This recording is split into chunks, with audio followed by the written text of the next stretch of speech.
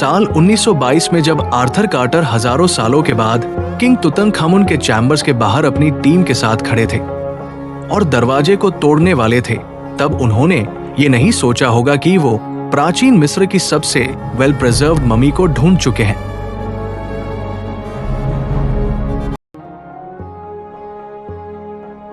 फिर उन्होंने अपनी टीम के साथ जब इस मम्मी के मम्मी बनने से पहले के अतीत में झांकने की कोशिश की और बॉय किंग के बारे में जाना, जिसने उनकी जिंदगी बदल दी थी।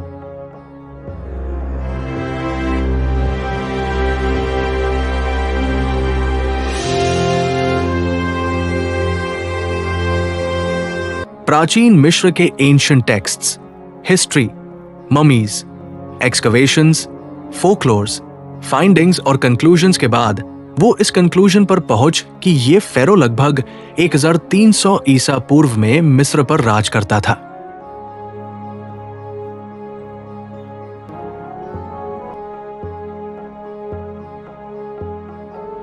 तूतनखानम का जन्म 13वीं शताब्दी ईसा पूर्व में अमरा डायनेस्टी के समय में हुआ था। उसके नाम का मतलब लिविंग इमेज ऑफ एटन था। वो 9 साल की उम्र में फरोह बना था।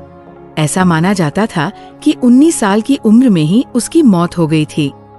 टट की पत्नी का नाम एंखेसेनमुन था। वह उनकी रॉयल पत्नी थी।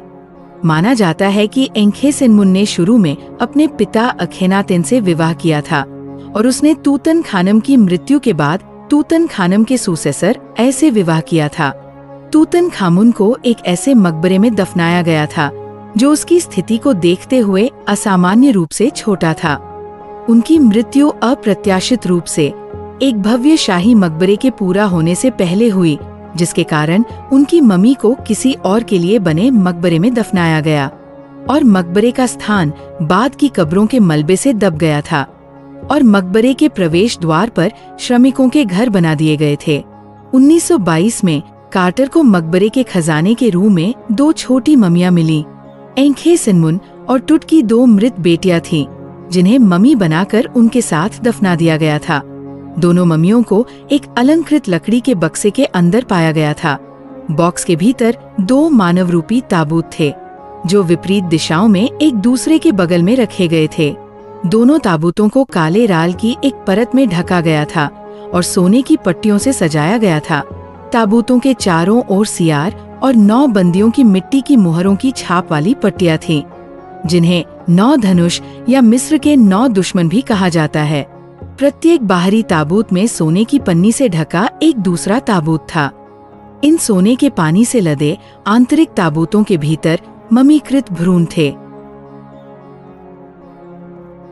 तूतनखानम की मौत के बाद उसे उसकी बेटियां और सोने के बने हुए एक कुत्ते के साथ, उसकी चीजों के साथ और साथ ही 10,000 से ज्यादा आर्टिकल्स के साथ उसे मम्मी बनाकर उसकी टूम के दरवाजे को हमेशा के लिए बंद कर दिया गया।